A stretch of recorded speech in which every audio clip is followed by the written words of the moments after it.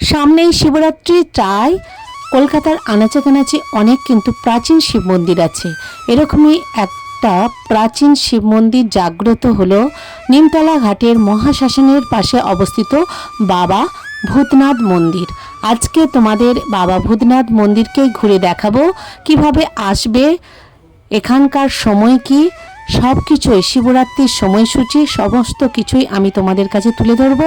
যারা এখনও আমার চ্যানেলটিকে সাবস্ক্রাইব করোনি অবশ্যই মনে করে দিও এই রকম তথ্যমূলক ভিডিও পেতে। চলো ভিডিওটা শুরু করি। আমি এসেছি নিমতলার যে অতি প্রাচীন শিবের মন্দির, সেটা হচ্ছে ভূতনাথ মন্দির।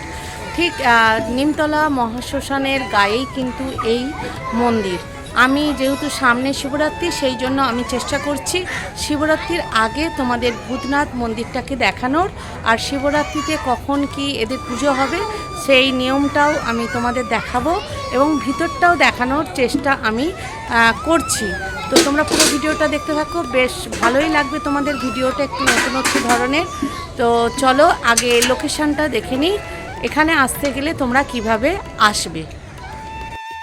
হাওড়া থেকে যারা আসবে ফেরিঘাট হয়ে, দেখো বড় ঘড়ির সামনে দিকেই ফেরিঘাট যাওয়ার রাস্তা। এই রাস্তা দিয়েই তোমরা সোজা নেমে যাবে, নেমে গিয়ে ডান দিকে বাঁক নেবে। ডান দিকে বাঁক নিয়ে তোমরা কিন্তু সোজা গিয়ে দেখতে পাচ্ছ, এই যে ডান দিকে বাঁক নিয়ে চলে গিয়ে সোজা আবার বাঁ দিকে উঠবে।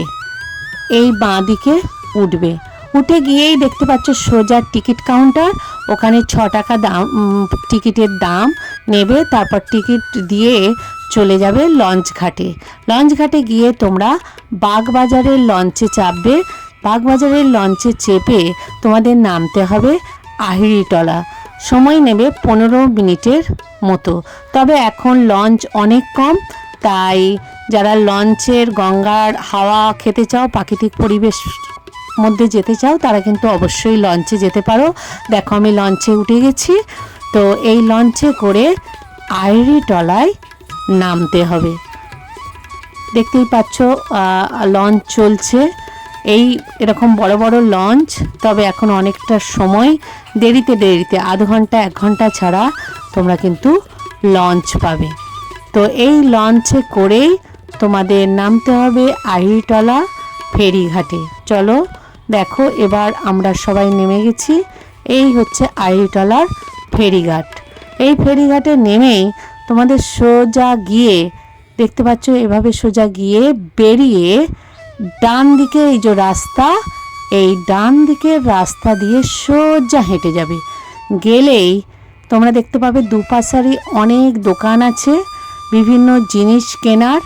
তোমাদের রুদ্রাক্ষের মালা থেকে, গাঁজা থেকে, বিভিন্ন জলের দাম থেকে, কিংবা যারা মাকে করে জল নিয়ে যেতে চাও, মাকের বিভিন্ন দড়ি সামগ্রী সমস্ত জিনিস কিন্তু তোমরা এই দুধারে পেয়ে যাবে। তো দেখতেই পাচ্ছ এই যে গাঁজার কলিকা পর্যন্ত সব কিছু আছে, তোমরা কিন্তু এখানে টুকটাক কেনাকাটা করে নিতে পারো। তো এই রাস্তা দিয়েই তোমাদের সোজা হেঁটে গেলেই এরকম অনেক দোকান পড়বে। দোকান পেরিয়েই দেখতে পাচ্ছ যাচ্ছি, এই দেখে নাও, এই যে সোজা রাস্তা, দুদিকে প্রচুর দোকান আছে। গিয়েই তোমাদের এরকম এখান থেকে পুজোর বিভিন্ন সামগ্রী কিনে নিতে পারো। আর যারা মনে করবে আমরা আরতি করব, তারা এখান থেকে জিনিস পেয়ে যাবে। মিনিমাম পুজো 30 টাকা, তারপরে অনেক দাম আছে, যে যেমন দামে নিতে চাইবে। পুজোর কিন্তু ডালি এখানে আছে, দাম কিন্তু বিশেষ বেশি নয়। জল ঢালার জন্য কিন্তু বোতলে এদের বিভিন্ন সিস্টেম আছে, তোমরা কিন্তু এখান থেকে সামগ্রী কিনে নিতে পারো। কিনে নিয়ে তোমরা মন্দিরে কিন্তু চলে যেতে পারো। শুধু পুজোর ডালি নয়, পুজোর বিভিন্ন যে সামগ্রী সব কিছু পেয়ে যাবে। বিভিন্ন মিষ্টিও কিন্তু এখানে আছে। তো এখান থেকে অনায়াসেই তোমরা কিনে নিয়ে গিয়ে বাবা ভূতনাথের মন্দিরে পুজো দিতে পারো। এই যে জয় বাবা ভূতনাথ, এই মন্দিরের ঠিক উল্টো দিকেই তোমরা পেয়ে যাবে বাবা ভূতনাথ মন্দিরকে। তবে যারা বাসে করে আসতে চাইবে নিমতলা ঘাটে নামবে, আর নিকটবর্তী স্টেশন হচ্ছে আহিরিটলা চক্করেল। এছাড়া মেট্রো দিয়ে যারা আসতে চাইবে তারা কিন্তু শোভাবাজার মেট্রোতে নামলেই তোমরা কিন্তু অটো পেয়ে যাবে আড়িটলার। তো এর পাশেই দেখতে পাচ্ছ রবীন্দ্রনাথ ঠাকুরের সমাধি এখানে আছে। আর এই সমাধির থেকে কিন্তু একটা পার্কের মতো করা আছে, সুন্দর মনোরম পরিবেশ। কিছুটা সময় তোমরা কিন্তু ভূতনাথ এলে এই পার্কে কিন্তু কিছুটা সময় কাটিয়ে দিতে পারো। আর এই পার্কের পাশেই আছে দেখতে পাচ্ছ নিমতলা ঘাটের মহা শ্মশান। এই মহা শ্মশান আর রবীন্দ্রনাথের সমাধির পাশেই কিন্তু আছে আমাদের এই ভূতনাথ মন্দির। চলো আমি ভূতনাথ মন্দিরের ভিতরে যাই, আমি সব কিছু তোমাদের দেখানোর চেষ্টা করছি, তোমরা দেখতে থাকো।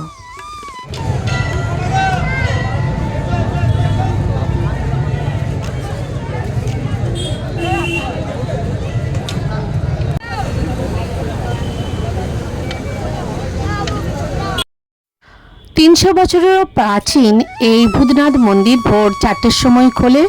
4টের সময় খোলার পর মঙ্গল আরতি হয়। 6টার সময় হয় ভস্য আরতি, যেটা জ্বলন্ত চিতার ছাই নিয়ে এই আরতি হয়। 12:30টার সময় বাবাকে ক্ষীর, সুজি, পুরি দিয়ে ভোগ দেওয়া হয়। তারপর জনগণের জন্য মন্দির বন্ধ করে দেওয়া হয়।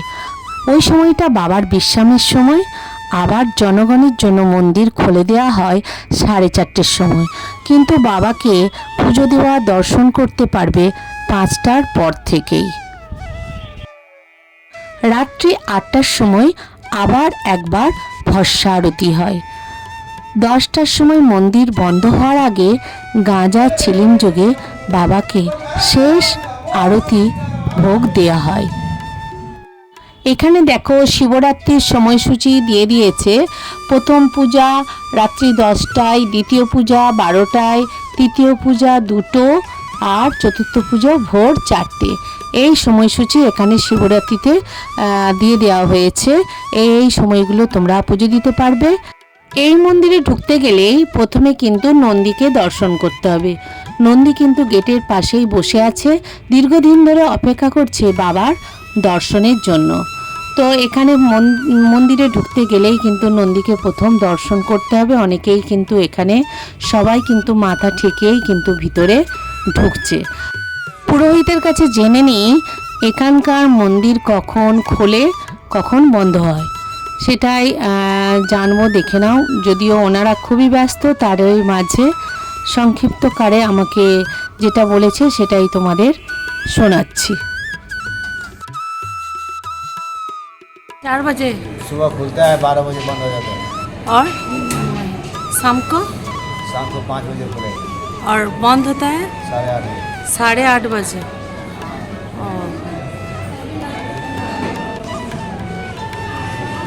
ये फॉल्सो है ना? क्या इधर पानी डालता है? कहाँ उधर जाता है?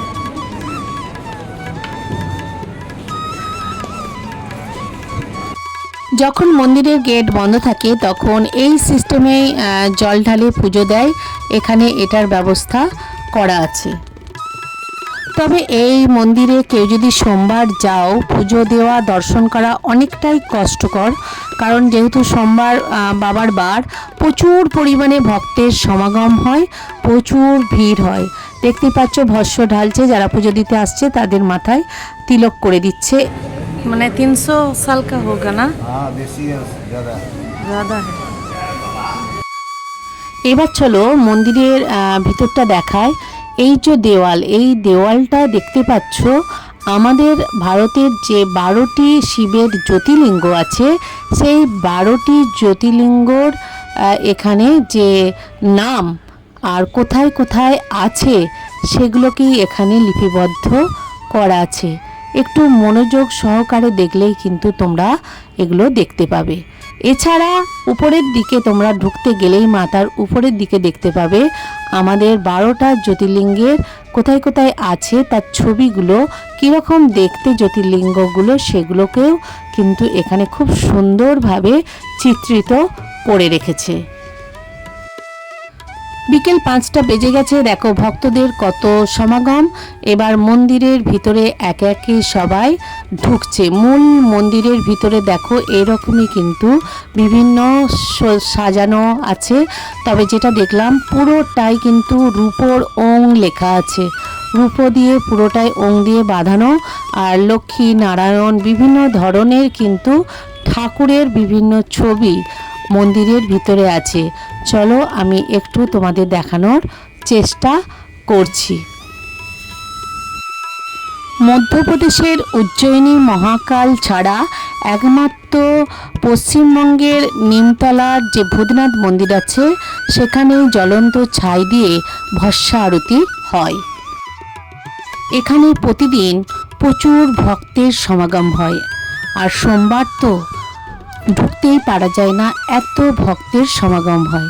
কথিত আছে তুমি যদি মন থেকে এই বাবার কাছে কিছু চাও, অবশ্যই বাবা তোমাকে নিরাশ করবে না। খুবই জাগ্রত মন্দির, দূর দূরান্ত থেকে ভক্তের সমাগম হয় এই মন্দিরে।